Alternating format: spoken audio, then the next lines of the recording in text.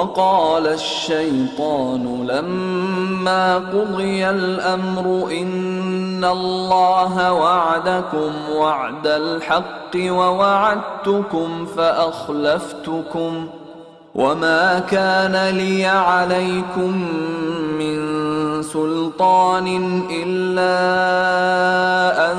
دعوتكم فاستجبتم لي فلا تلوموني ولوموا أنفسكم ما أنا بمصرخكم وما أنتم بمصرخي إني كفرت بما أشركتمون من قبل إن الظالمين لهم عذاب أليم.